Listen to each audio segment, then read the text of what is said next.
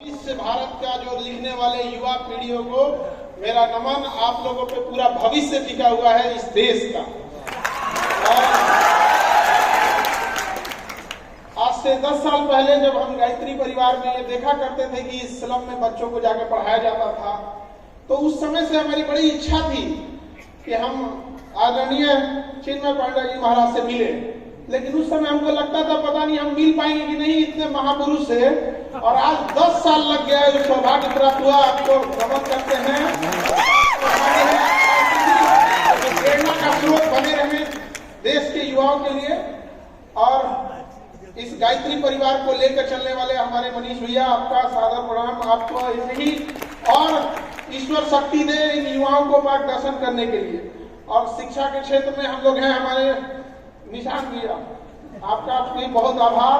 और पूरे गायत्री परिवार से जुड़े छोटे से लेके बड़े पदाधिकारियों का, छोटे बच्चे सबका हृदय से नमन करते हैं।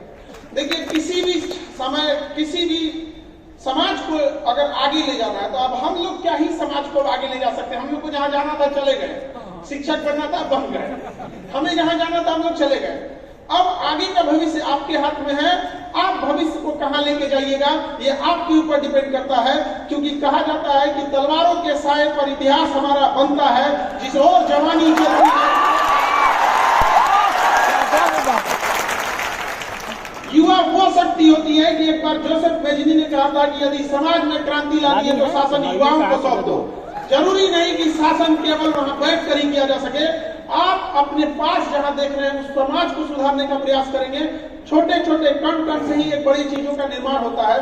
तो युवा जो होती है इकाई होती है समाज की। किसी भी जगह के युवाओं को देख के आप वहां का अंदाजा लगा सकते हैं।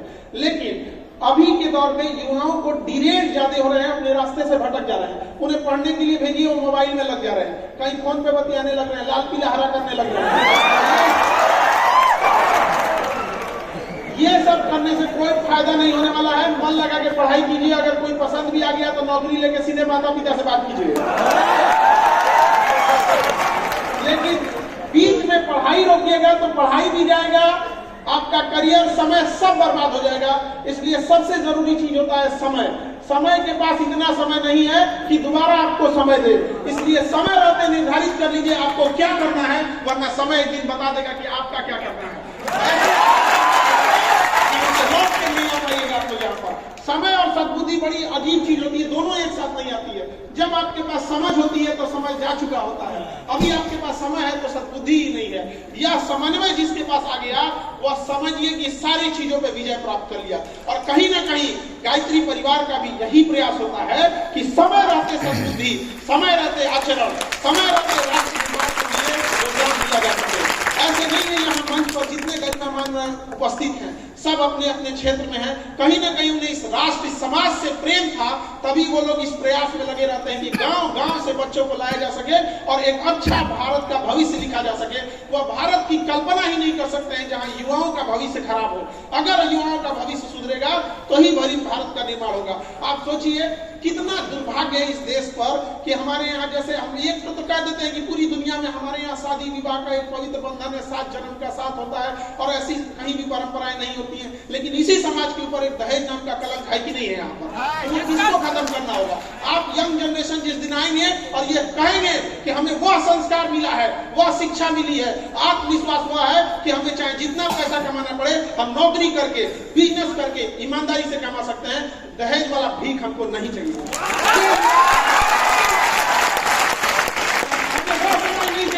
दहेज दे, हमें वो समाज चाहिए जहां लोग दहेज दे और सामने से आके कहे कि हम नहीं लेंगे, मतलब नहीं लेंगे।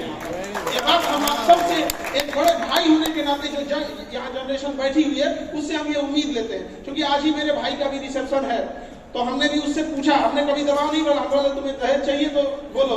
कहे भैया हम क्या बोलते हैं, आप सबको समाज में बोलते हैं हम नहीं ले लेंगे। हमने सोचा कि अगर बोले एक बार बोलता तो हम उसका भी इलाज करते हैं। भाई का प्रेम होता है, बड़े भाई को छोटे भाई पे अधिकार होता है। और आप जैसा करते हैं आपके छोटे भाई, आपके दोस्त, आपके सर्किल भी वैसे ही करते हैं। अगर हम सब एक इस चीज को आगे बढ़ाते लगते हैं तो तो काफी एक समय आएगा जब हम इस पे भी विजय प्राप्त कर लेंगे। ये एक बहुत बड़ी समस्या है। क्यों? क्योंकि दहेज का पैसा, वह पैसा महिलाओं की शिक्षा पे खर्च होना चाहिए, उन्हें अच्छी नैतिकता दी जानी चाहिए, अच्छा आचरण सिखाते, अच्छा हुनर सिखाते, कोई महिला डॉक्टर बनती, इंजीनियर बनती, प्रोफेसर बनती, वो पैसा उसको दहेज में दे दिया जाता है। अब उसको पढ़ने नहीं दीजिएगा तो कहेंगे कि इसके पास दिमागे नहीं है, पढ़ने दिया उसको, पढ़ने नहीं देंगे यहाँ पर। तो महिलाओं को भी इस चीज के लिए आगे आना पड़ेगा और कहना पड़ेगा कि देखिए आप दहेज नहीं लेंगे, मैं घर को स्वर्ग बना के रखूंगी, दो बात भी सुन लेंगे, बाकी आगे का तो समझते हैं। ये दोनों हाथ से होना चाहिए और ये महिलाओं के लिए भी बहुत जरूरी है। आप अपने अधिकार हक की लड़ाई लड़िए।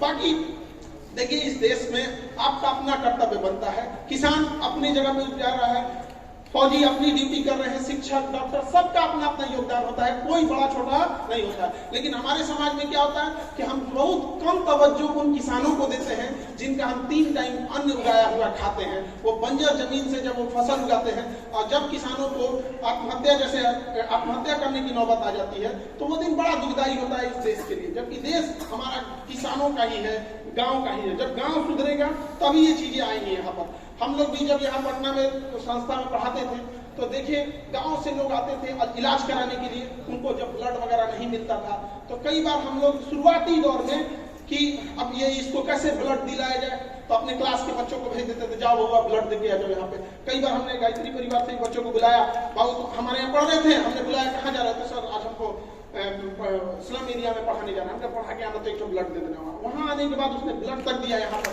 हमने बहुत लोगों को उससे अब धीरे धीरे करते करते अनऑर्गेनाइज था तो हमने सोचा एक काम करते हैं, हम ब्लड बैंक ही बना देते हैं यहाँ पर। बाकी बहुत जल्दी ब्लड बैंक हो जाएगा, चूंकि ये खरमास का महीना अब आने वाला है तो हमारी संस्कृति के अनुसार शायद उसमें कोई बड़ा काम नहीं करते हैं, तो हम सब चीज लेके चलना चाहिए यहाँ पर। तो ऐसा नहीं कि आप आगे बढ़ जाए तो अपनी संस्कृति को ही भुला दें, यहाँ पर अपनी संस्कृति को भी संभाल कर रखना है, ये हमारा कर्तव्य भी है। और आजकल के जो कुछ सेलिब्रिटी टाइप के हो गए हैं, ये पश्चिमी संस्कृति को अपना लिए हैं और कहते हैं ये मॉडर्न है। गलत है, वो पश्चिमी है, मॉडर्न नहीं है। ये कौन बात होता है तुम हाफ पैंट पे उधारे घूमेंगे पहले? इन शब्दों को भी समझाना पड़ेगा। वो कब जवाब दीजिएगा? जब आप भारतीय होने के बाद अगर अपनी बुलंदी, अपने कामयाबी को दुनिया को दिखाइएगा तब लोग कहेंगे कि वो उधारे घूमना मॉडर्न नहीं है, ये कामयाबी मॉडर्न है। तो आप वो कामयाबी और कभी भी अपने माँ बाप का सर नीचे नहीं झुकने दीजिएगा, लड़का हो या लड़की। आप सबने संघर्ष किया होगा, गरीबी इतनी भारत में बड़ी है, 150 करोड़ आबादी में 100 करोड़ ऐसे लोग हैं जो शायद आज कह दीजिएगा कि मोटरसाइकिल खरीदने के लिए तो नहीं खरीद पाएंगे। 150 करोड़ में 100 करोड़, ये हम लोग को बदलना है। ये कैसे बदल सकते हैं? एक अच्छी शिक्षा के माध्यम से। कई बार जब शिक्षा लेने जाते हैं तो उसको लोग कहते हैं कि व्यापार करो। भैया व्यापारी व्यापार करेगा, शिक्षित जो पढ़ा लिखा है वो नौकरी करेगा, किसान अब किसान से जाकर कहिए तुम जहाज लाओ ना, तो ये विडंबना है इस देश की। तो हर पायदान पे आपको मेहनत करने की जरूरत है। और सफलता कल भी कैसे मिलती थी? जब आप मेहनत करते थे, और आज भी कैसे मिलेगी? जब आप मेहनत करेंगे तब। सबको जीवन में संघर्ष होता है, ऐसा कोई नहीं है जिसके जीवन में संघर्ष नहीं है। अरे वह पत्थर भी जब तक छीनी हथौड़ी का मार नहीं झेलता है, जब तक मूर्त का रूप नहीं लेता है, तब तक लोग उसके आगे भी सर नहीं झुकाते हैं। पत्थर को भी छीना, लेकिन जिस पत्थर में चोट नहीं सहा लोग उस पर लात रख के चले जाते हैं। तो ये तो इतिहास है। जब आपको खदान से सोना मिलता है तो सोना आभूषण नहीं होता है, उसे आभूषण बनने के लिए भी ना आग में तपना पड़ता है, आग में जल के तपना पड़ता है, तब जाके वो आभूषण का रूप लेता है, तो मूल्यवान होता है यहाँ पे। अगर नहीं तपिएगा, नहीं बनिएगा तो आपका कोई मोल नहीं रह जाएगा। अगर सूरज की तरह चमकना है तो सूरज की तरह जलने की क्षमता भी रखो। रात कितनी भी बड़ी क्यों ना हो, सुबह होने से नहीं रोक सकती। यहाँ तो भगवान को वनवास झेलना पड़ा था। सृष्टि के रचयिता जिनके एक उंगलियों पे क्या से क्या नहीं हो जाता, जब उन्हें वनवास झेलना पड़ता था। यहाँ पर मर्यादा पुरुषोत्तम राम जी जब वनवास जा रहे थे तो एक बड़ा अच्छी चीजें याद है हमको। अभी रास्ते में हम थे तो वो याद आया हमको कि जब वो वनवास जा रहे थे तो बड़ी प्रमुख घटना हुई थी। क्योंकि अभी रास्ते में मारे थे तो नहीं, वो कुछ लोग पैसे मांगते हैं किन्नर लोग, और ऐसे हाथ पे एक सिक्का रख के सर पे हाथ रख के दुआएं देते हैं। तो वहां से एक प्रचलन था कि जब राम जी जाने लगे तो अयोध्यावासी बड़ा प्रेम करते थे उनसे, सारे अयोध्यावासी रो रहे थे। हमारे प्रभु जा रहे हैं। वो बड़ा अजीब सा मंजर था वो, और सब उनको छोड़ने आए कि हम चलते हैं चलते हैं। जब अयोध्या की सीमा समाप्त होने लगी तो वहां से मर्यादा पुरुषोत्तम राम जी लौटे, पीछे मुड़े और कहे कि आप सब लोग अब लौट जाएं, बच्चे, बूढ़े, माताएं, बहनें, पुरुष, स्त्री सब लौट जाएं, आप लोग यहाँ से अब लौट जाए, हमारा वनवास का है, क्योंकि वचन दिया हुआ है रघुकुल रीत सदा चली आए, प्राण जाए पर वचन न जाए। तो वचन को तो निभाना था, तो वहां से उनकी बात मानकर लोग लौट गए। जब वनवास काट के, इतने लंबे समय का वनवास और काट के जब लौटे, तो जब अयोध्या की सीमा प्रारंभ होती है तो वहां पर कुछ किन्नर लोग खड़े थे, ट्रांसजेंडर। तो बड़ा अचंभा हुआ कि इतने लंबे वनवास कट के आ रहे हैं और स्वागत में बस ये लोग हैं और वो भी एकदम सीमा पर। तो अचंभा से पूछा गया कि ये क्या है, ये ही लोग बस हैं, स्वागत में तो होना चाहिए। क्योंकि महाराज जी स्वागत के लिए लोग वहां खड़े हैं, आप आंखें बिछाए खड़े हैं, तरस गई अयोध्यावासियों की, लेकिन यहाँ ये लोग, उन्होंने कहा ये लोग, कहा कि महाराज जब आप वनवास जा रहे थे ना, तो उस समय आपने बोला था कि बूढ़े, बच्चे, स्त्री, पुरुष, महिला सब चली जाए। आपने तो इनको बोला ही नहीं कि ये चले जाए, ये जब से वनवास में थे ये वहीं खड़े हैं, ये खड़े हैं वहीं। तो उस समय मर्यादा पुरुषोत्तम राम जी ने भावुक होकर कहा था कि तुम सर पे हाथ रख के जिसे आशीर्वाद दोगे उसका आशीर्वाद फलित हो जाएगा। आज भी वो परंपरा है। तो इस देश में तो भगवान लोगों को परीक्षा देनी पड़ी है, तो हम और आप किस डेगची के मसाला है, तपस्या तो करना ही पड़ेगा यहाँ पर, इससे भागना नहीं है। तो इसलिए नहीं यहाँ पे। और यहाँ जब आप अच्छा काम कीजिएगा, जब भी कभी अच्छा काम कीजिएगा तो 10 लोग उंगलियां उठाएंगे। तो एक बार जरा सोचिएगा, सीता मैया को लोगों ने अग्नि परीक्षा बैठा दिया, हम लोग को जियो क्या है हम लोग? अच्छा कहाँ पर बिठाई गया, कहाँ? लंका में नहीं, अयोध्या में बैठाया गया। तो ये क्या है, आपको प्रेरणा देता है, उनकी लीलाओं को समझिए। जब ये समाज को दिखाना था कि आप पे भी लोग उंगलियां उठाएंगे, तो आपको साहस मिलना चाहिए, आपको देखना होना चाहिए कि जब हमने भी तकलीफ उठाई है तो आप लोग को भी उठाना पड़ेगा। लेकिन याद रखिएगा, वो उंगलियां उठाने वाले को आज कोई नहीं पूछता है, लेकिन आज भी सीता मैया सबके दिलों में रहती है। तो उंगलियां उठाए, सोचिएगा वो लोग ऐसे कहां खत्म हो जाएंगे पता ही नहीं चलेगा। जब लोग याद रखेंगे तो आपके उस सत्कर्मों को याद करेंगे, आपके उस भलाइयों को याद करेंगे। आप उस समाज से आते हैं भारत में जहाँ कहा जाता है यूनान, मिस्र, रोमा सब लूट गए हैं जहां से, लेकिन मगर है बाकी नामो निशा हमारा।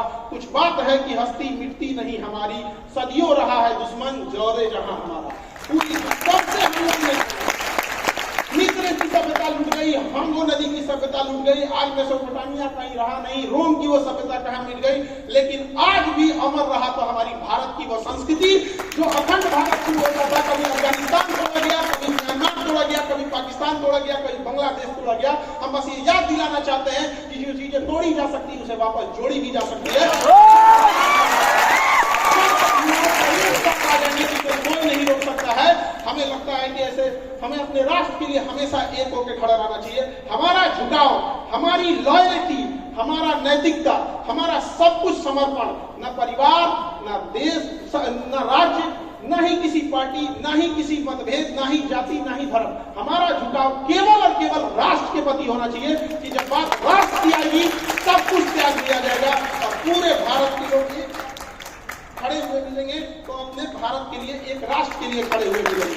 तो आप सब लोगों से यही उम्मीद करेंगे कि आप लोग जहां भी हैं, जिस क्षेत्र में भी हैं, अच्छे से काम कीजिए। और एक बार उन गरीब लोगों के भी सोचिएगा जो कि मुख्य उद्देश्य है गायत्री परिवार का, कि चाहे दुश्मन लाख आगे निकल जाए, एक दोस्त पीछे छूटना नहीं चाहिए। चाहे जहां भी हो। अभी हम तो शिक्षक हैं, हमको तो सुई मारने नहीं आए, हम डॉक्टर तो है नहीं, लेकिन अभी हम लोग ने हॉस्पिटल बना रहे हैं यहाँ पे। जब इतने मजबूर हो जाते थे लोगों को देखते हुए, कोई 8,000 10,000 का जब MRI करते थे, हमने बोला कि आज भैया हम यहाँ पे उसका आधा का आधा में कर दे, एकदम यहाँ जितना लगता है यहाँ एकदम मिनिमम से मिनिमम में। तो अभी हमको भी बड़ा उसमें हेक्टिक हो जाता है कि इधर एक कोचिंग देखना है, फिर इधर हॉस्पिटल देखना है, अभी कैंसर हॉस्पिटल के लिए भी वर्क कर रहे हैं, तो बड़ा लंबा हो जाता है। लेकिन फिर भी हमेशा याद रखिएगा, समाज के लिए जब आप कभी काम कीजिएगा ना, आपको थकान महसूस नहीं होगी, क्योंकि उस समाज की दुआएं आपके साथ रहेंगी यहाँ पर। और यह भारत का समाज है, भारत कोई जमीन का टुकड़ा नहीं है जिसे अंग्रेज आके बांट के चले जाएंगे तो इसकी संस्कृति। भारत एक विचारधारा है, विचारधारा को कोई बांध नहीं सकता है, विचारधारा को कोई रोक नहीं सकता है। आज भी आप हिंदुस्तानी पासपोर्ट लेके जाएंगे तो दुनिया आपको इज्जत की नजर से देखेगी, ये देख के नहीं देखेगी कि कहीं फट जाएगा तो क्या हो जाएगा। ये हमारी संस्कृति है और ये संस्कृति को हम एक शिक्षक हैं, हम शिक्षकों के बीच में हमेशा ये बात कहते हैं, कई बार कुछ शिक्षक नाराज भी हो जाते हैं इस बात को। हम ये बात कहते हैं कि वर्तमान शिक्षकों का पैर छू के जो प्रणाम किया जाता है बच्चों के द्वारा, इसके लिए उनका मेहनत नहीं, हजारों सालों से उन ऋषि मुनियों की तपस्या है जो निस्वार्थ भाव से शिक्षा दिए हैं, उनके प्रति आज तो व्यापार बना के रख दिए हैं। तो इसमें कराना नहीं चाहिए। बच्चों ने तो अपना संस्कार नहीं भूला कि हमें गुरु के प्रति सम्मान देना है, लेकिन गुरु कब गुरु के भेष में व्यापारी बन गया पता ही नहीं चला। तो एक बार ऐसे हमारी संस्कृति में शिक्षक के भेष में अगर कोई व्यापारी आ जाए तो उनसे जरूर कहिएगा फीस दिए हैं, शिक्षा लिए हैं। जब आप गुरु के गुरु दक्षिणा लेंगे तो सम्मान भी होगा।